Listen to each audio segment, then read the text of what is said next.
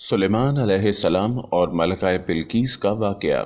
आप अलैहिस्सलाम का एक वाक़या मलका बिल्कीस के साथ पेश आया। सूरह नमल आयत नंबर 20 से 25 में है, आपने परिंदों की देखभाल की और फरमाने लगे, क्या बात है कि हुदहुद नजर नहीं आ रहा? क्या वो वाकई गैर हाजिर है? यकीनन मैं उसे सख्त सजा दूंगा या उसे ज़िबा कर डालूंगा या वो मेरे सामने कोई माकूल वजह बयान करे। कुछ ज्यादा देर न गुजरी कि उसने आकर कहा, मैं एक ऐसी खबर लाया हूँ कि आपको उसकी खबर ही नहीं, और मैं सबा की एक सच्ची खबर आपके पास लाया हूँ। मैंने देखा है कि उनके बादशाह एक औरत है जिसे हर किस्म की चीज से कुछ न कुछ दिया गया है और उसका तख्त भी बड़ा अजीम है। मैंने उसे और उसकी कौम को अल्लाह ताला को छोड़कर सूरज को सजदा करते पाया है। शैतान ने उनके काम मुज़य्यन करके उन्हें दिखाकर सीधे रास्ते से हटा दिया है। बस वो हिदायत पर नहीं आते कि उसी अल्लाह को सजदा करें जो आसमानों और ज़मीनों की पोशीदा चीज़ों को बाहर निकालता है और जो कुछ तुम छुपाते और जाहिर करते हो वो सब कुछ जानता है। हुदहुद ने अल्लाह ताला की ये सिफ़त बयान की कि ये अपनी हिस्स के जरिए ज़मीन में पानी वाले हिस्से का पता चला लेता है। सुलेमान अलैहिस्सलाम को भी यही हुदहुद बताया करता था कि पानी कहाँ है, फिर आप जिन्नात के जरिए पानी निकलवाते थे। ये इत्तला सुनकर सुलेमान अलैहिस्सलाम हैरान हुए। सुलेमान अलैहिस्सलाम ने हुदहुद से कहा, हम अभी तुम्हारी बात की तस्दीक कर लेते हैं। सूरह नमल आयत नंबर 27-28 में है, सुलेमान ने कहा, अब हम देखेंगे कि तूने सच कहा है या तू झूठा है। मेरे इस खत को ले जा, तू उन्हें दे दे, फिर उनके पास से हट आ और देख कि वो क्या जवाब देते हैं। आपने एक खत लिखकर वो दिया। खुद वो खत लेकर मलका बिल्कीस के महल पहुंचा। खत उसके सामने गिरा कर दीवार पर जा बैठा।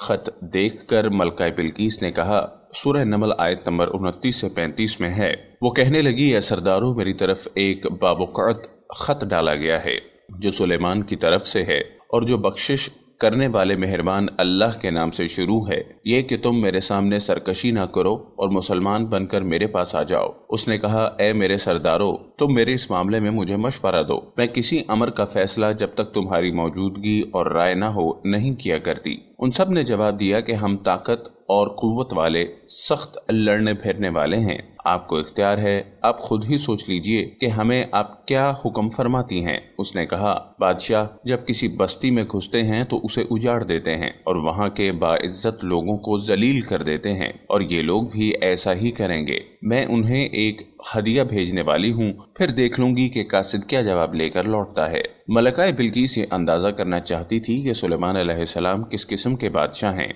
और ये कि वो उनके खिलाफ लड़ सकेंगे या नहीं। चुनाचे उसने फलस्तीन की तरफ शुमार तहाइफ रवाना किए ताकि लड़ाई की नौबत न आए। लेकिन जब ये तहाइफ सुलेमान अलैहिस्सलाम के पास पहुंचे तो आप गजबनाक हो गए। सूरह नमल आयत नंबर 36-37 में है, बस जब कासिद सुलेमान के पास पहुंचा तो आपने फरमाया, क्या तुम माल से मुझे मदद देना चाहते हो? मुझे तो मेरे रब ने इससे बहुत बेहतर दे रखा है जो तुमने मुझे दिया। बस तुम ही अपने तोहफे से खुश रहो। जा उनकी तरफ वापस लौट जा। हम उनके मुकाबले पर वो लश्कर लाएंगे जिनके सामने उनके पड़ने की ताकत नहीं, और हम उन्हें जलील और पस्त करके वहां से बाहर निकाल देंगे। कासिद उनका जवाब सुनकर और ये हाल देखकर दहशत ज़दा हो गए। उन्होंने बल्कीस के पास जाकर सारी हकीकत बयान कर दी। मलका बल्कीस ने उन्हें पैगाम पहुंचाया कि हम इस्लाम कबूल करने के लिए तैयार हैं। सुलेमान अलैहिस्सलाम तक उनका पैगाम पहुंचा तो आप अपने दरबारियों की तरफ मुतवज्जे हुए। सूरह नमल आयत नंबर 38 से 41 में है, आपने फरमाया, ए सरदारों, तुम में से कोई है जो इनके मुसलमान होकर पहुंचने से पहले ही उसका तख्त मुझे ला दे। एक देव हैकल जिन कहने लगा कि आप मजलिस से उठें, इससे पहले ही मैं उसे आपके पास ला देता हूँ। यकीन मानिए कि मैं इस पर कादिर हूँ और मैं हूँ भी अमानतदार। जिसके पास किताब का इल्म था वो बोल उठा, आप पलक झपकाएं, इससे पहले मैं उसे आपके पास पहुंचा सकता हूँ। जब आपने उसे अपने पास मौजूद पाया तो फरमाने लगे, यही मेरे रब का फजल है कि वो मुझे आजमाए और मैं शुक्रगुजारी करता हूँ या नाशुक्री। शुक्रगुजार अपने ही नफे के लिए शुक्रगुजारी करता है, और जो नाशुक्री करे तो मेरा परवरदिगार बेपरवाह और करम करने वाला है। हुक्म दिया कि उसके तख्त की सूरत बदल दो ताकि मालूम हो जाए कि ये राह पा लेती है या उनमें से होती है जो राह नहीं पाते। तख्त लाने वाले आदमी के मुतालिक जो ये आया है कि उसके पास किताब का इल्म था, तो मुफस्सिरीन इस बारे में इख्तलाफ है कि वो कौन था। कुरान करीम के अल्फाज से जो मालूम होता है तो वो इतना ही है कि वो इंसान ही था जिसके पास किताब इलाही का इल्म था। अल्लाह ताला تعالیٰ نے کرامت اور اعجاز کے طور پر اسے یہ قدرت دے رکھی تھی کہ پلک جھپکتے وہ تخت لے آیا، اور پھر سلیمان علیہ السلام نے تخت میں تبدیلی کا حکم دیا۔ تخت میں تبدیلی کا حکم سن کر اس میں ہیرے جواہرات نکال دیے گئے اور دوسری جگہوں پر لگا دیے گئے۔ سورہ نمل آیت نمبر 42-43 میں ہے۔ پھر جب وہ آ گئی تو اس سے کہا گیا، ایسا ہی تیرا بھی تخت ہے؟ اس نے جواب دیا کہ گویا یہ وہی ہے، ہمیں اس سے پہلے ہی علم دے دیا گیا تھا اور ہم مسلمان تھے۔ اسے انہوں نے روک رکھا تھا کہ جن کو وہ اللہ کو چھوڑ کر پرستش کیا کرتی تھی، یقیناً وہ لوگ کافروں میں سے تھے۔ اب سلیمان علیہ السلام کی ملکہ بلقیس سے گفتگو شروع ہوئی۔ پھر وہ اسے تخت کے پاس لے آئے۔ پھر اس سے پوچھا، کیا تیرا تخت بھی اسی طرح کا ہے؟ اس نے بہت اچھا اور فصاحت سے بھرپور جواب دیا۔ اس نے نہ تو یہ کہا کہ ہاں، کیونکہ وہ تو اپنا تخت پیچھے سبا کے علاقے میں چھوڑ آئی، یہاں کیسے آ سکتا تھا، نہ اس نے یہ کہا نہ، کیونکہ یہ تو وہی محسوس ہو رہا تھا، البتہ اس میں قدری تبدیلی محسوس ہو رہی تھی۔ اس نے عجیب جملے میں جواب دیا کہ یہ وہی لگتا ہے۔ سلیمان علیہ السلام یہ جواب سن کر حیران ہوئے۔ اب آپ نے اسے اپنی سلطنت کا غلبہ دکھانے کے لیے ایسا منظر دکھایا جو کسی بشر نے آج تک نہیں دیکھا۔ حضرت سلیمان علیہ السلام ملکہ بلقیس کو ایک محل میں لے گئے۔ یہ مکمل طور پر شیشے کا تھا، اس سے دوسری طرف دیکھا جا سکتا تھا۔ فرش بھی شیشے کا تھا، شیشے کے نیچے پانی چھوڑا گیا تھا، پانی چلتا رہتا تھا۔ آپ اسے لیے اندر داخل ہوئے تو وہ بہت حیران ہوئی کہ محل میں پانی بہہ رہا ہے۔ اس نے اپنا لباس کچھ اوپر کر لیا کہ بھیگ نہ جائے۔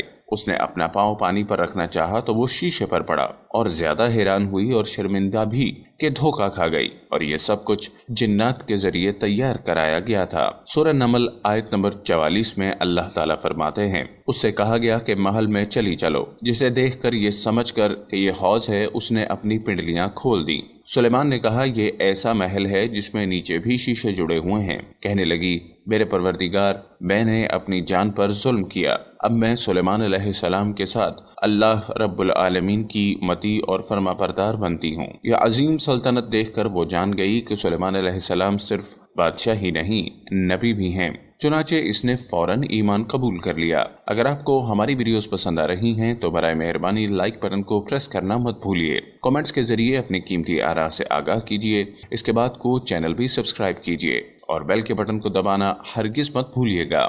دوستو، ہمارے چینل کی نشریات اللہ تعالیٰ کے احکامات، انبیاء کرام کے واقعات، حضور صلی اللہ علیہ وآلہ وسلم اور اصحابہ کرام کی زندگی کے واقعات، اولیاء کرام کی زندگی کے واقعات، سبق آموز واقعات، اللہ تعالیٰ کے احکامات کو پورے کرنے کے فضائل اور حضور اقدس صلی اللہ علیہ وآلہ وسلم کی سنت مبارکہ کو پورے کرنے کے فضائل، قرآن و حدیث سے تصدیق شدہ وظائف اور خاص طور پر درود پاک کے فضائل سے متعلق ہوتی ہیں، جس میں ہم اس کے مستند اور تصدیق شدہ ہونے پر خاص توجہ دیتے ہیں۔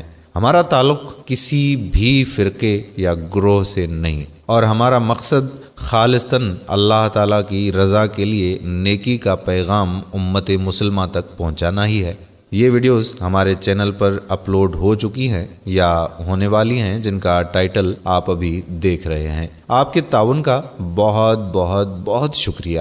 اللہ اور اس کے رسول کا یہ پیغام دنیا کے آخری کونے تک پہنچانے میں ہمارا ساتھ دیجیے۔ ہمارے چینل کو سبسکرائب کریں اور ہمارے فیس بک پیج کو لائک کریں اور ہماری ویڈیوز کو شیئر بھی کیا کریں۔ یہ صدقہ جاریہ ہے جس کا ثواب ہمیں مرتے دم تک بلکہ مرنے کے بعد تا قیامت ملتا رہے گا۔ اپنا خیال رکھیے گا۔ اللہ تعالیٰ کے احکامات کو پورا کرنے اور حضور صلی اللہ علیہ وآلہ وسلم کے طریقوں کے مطابق زندگی گزارنے کی کوشش اور نیت ضرور کیجیے گا، اور درود شریف کا بہت زیادہ اہتمام کیجیے اور لوگوں کو بھی اس کی تلقین کرتے رہیں۔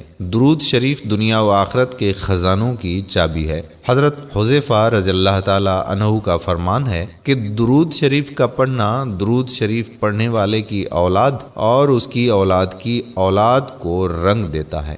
جزاک اللہ۔